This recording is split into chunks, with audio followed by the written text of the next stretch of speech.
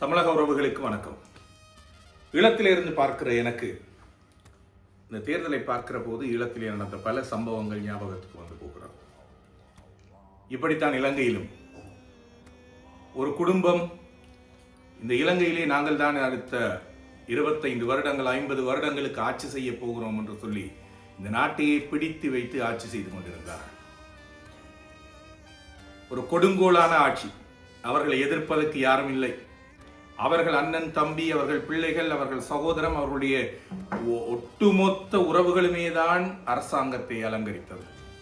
அத்தனை துறைகளிலுமே ஊழல் இருந்தது. அத்தனை இலாக்காக்களிலும் அவர்களுடைய செல்வாக்கு இருந்தது. அரசாங்கத்தினுடைய அத்தனை உயர் பதவிகளிலும் அவர்கள் குடும்பத்தை சேர்ந்தவர்கள் ஆக்கிரமித்தார்கள். யாரை பற்றி சொல்லுகிறேன் என்று புரியக்கூடும். இலங்கையிலே மஹிந்த ராஜபக்ஷ என்கிற ஒரு கொடுங்கோலானவருடைய ஆட்சி நடந்து கொண்டிருந்தது. அது இன்றைக்கு எனக்கு மீள ஞாபகம் வருகிறது. தமிழ்நாட்டினுடைய நிலைமை, உங்களுடைய நிலைமையை பார்க்கிற போது, அங்கு நடக்கிற காட்சிகளை பார்க்கிற போது எனக்கு அது ஒத்துப்போவதாக தெரிகிறது.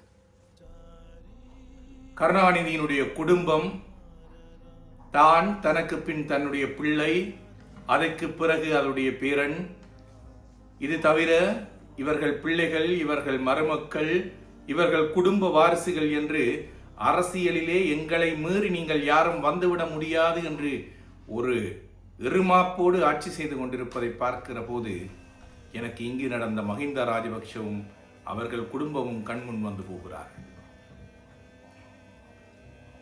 எப்படி அரசியல் காலங்களிலே, தேர்தல் காலங்களிலே இந்த மஹிந்தகன் குழுமம் ஒட்டுமொத்த ஊடகத்தினையும் தன் கையுக்குள்ளே வைத்தபடி அத்தனை மீடியாக்களையும் தன்னுடைய கைகளிலே வைத்திருக்கும். இன்றைக்கு தமிழ்நாட்டினுடைய நிலைமையை பார்க்கிற போதும் இந்த குடும்பம், கருணாநிதி என்கிற குடும்பத்திற்கு அல்லது இந்த ஸ்டாலின் குடும்பத்துக்காக அத்தனை மீடியாக்களும் கைகட்டி வாய்பத்தி நிற்கிறதை பார்க்கிற போது இங்கு மஹிந்த நடத்திய அதே ஊழலாட்சி எனக்கு ஞாபகம் வருகிறது. அத்தனை பிரதேசங்களிலும் ஊழல். இன்றைக்கு அதே நிலைமைதான் தமிழ்நாட்டிலும் ஏற்பட்டுக் கொண்டிருக்கிறது.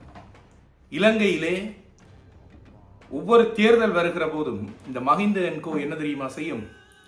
மக்களுக்கு தெரியும் ஊழல் செய்து கொண்டிருக்கிறார் இவர்கள் என்று சொல்லி, இந்த குடும்பம் ஊழல் செய்கிறது என்று தெரியும். அது தெரிந்து தேர்தல் நேரத்திலே விழித்துக் கொள்ள மக்கள் பார்க்கிற போது ஒரு ஆயுதத்தை கையில் எடுப்பார்கள். என்ன தெரியுமா? நாங்கள் தான் விடுதலை புலிகளை ஒழித்தோம், நாங்கள் இந்த ஆட்சியிலே இல்லாது போய்விட்டால் மீண்டும் விடுதலை புலிகள் வந்து விடுவார்கள் என்று சொல்லி மிரட்டியே விடுதலை புலிகள் என்கிற ஒரு ஆயுதத்தை தேர்தல் வருகிற போது கையில் எடுத்து விடுவார்கள். அதை சொல்லி தங்களுடைய ஊழலை மறைப்பார்கள், தங்களுடைய இயலாமையை மறைப்பார்கள், தாங்கள் சொத்து சேர்த்து இந்த நாட்டினை பங்கு போட்டு கூறு போட்டுக் கொண்டிருப்பதை மறைத்தார்கள். அதுபோலத்தான் இன்றைக்கு தமிழ்நாட்டில் நான் பார்க்கிறேன். இந்த ஸ்டாலின் குடும்பம் எப்படி இங்கே மஹிந்த ராஜபக்ஷர்கள் ஊழல் ஆட்சி என்று சொல்லி எப்படி அவர்கள் அந்த ஊழல் ஆட்சியை மறைக்க விடுதலை புலிகளின் பெயரை பயன்படுத்தி கொண்டிருந்தார்களோ, அதை போல இன்றைக்கு நாங்கள் இல்லை என்று சொன்னால் பாஜக வந்துவிடும், நாங்கள் போய்விட்டால் பாஜக வந்து தமிழகத்தை பிடித்து நறுக்கிவிடும் என்று சொல்லி எப்படி புலிகள் என்பதை காட்டி பயமுறுத்தி அவர்கள் ஊழல் ஆட்சி நடத்தினார்களோ, அதே போல பாஜக என்பதை காட்டி இன்றைக்கு தேர்தலிலே என்ன சொல்லுகிறார்கள்? எந்த தேர்தல் பிரச்சாரத்திலும் நாங்கள் இல்லாவிட்டால் பாஜக வந்துவிடும், நாங்கள் இல்லாவிட்டால் பாஜக வந்துவிடும், 5 வருஷம் நீ என்னத்தை புடுங்கினா என்பதை சொல்வதில்லை. இதை விடுத்து பாஜக என்கிற ஒன்றை வைத்து தமிழக மக்களை கண் கட்டி மீண்டும் தாம் ஆட்சிக்கு வருவதற்கு முயற்சி செய்து கொண்டிருக்கிறார்கள். இது நடைபெறாது என மக்கள் இன்றைக்கு விழிப்போடு இருக்கிறார்கள். எப்படி ராஜபக்ஷர்களுடைய இந்த போக்கினை பார்த்து இளைஞர்கள் அத்தனை பேரும் கொதித்தெழுந்தார்கள். முதலிலே இளைஞர் படை ஒன்று சேர்ந்து இந்த ஆட்சியை வீழ்த்த வேண்டும் என்று முடிவெடுத்து ராஜபக்ஷ குடும்பத்தினை வீட்டுக்கு அனுப்பினார்கள். இன்றைக்கு நான் தமிழகத்திலே நடக்கிற எழுச்சியை பார்க்கிற போது எனக்கு அது கண்முன்னே வந்து போகிறது. நிச்சயம் ஒரு நம்பிக்கை பிறக்கிறது. தமிழ்நாட்டிலும் இந்த கொடுங்கோளர்கள், ராஜபக்ஷர்களுக்கு இணையான இந்த ஸ்டாலின் அரசு என்பது வீழ்த்தப்படும், இந்த குடும்ப ஆட்சி என்பது ஒழிக்கப்படும்.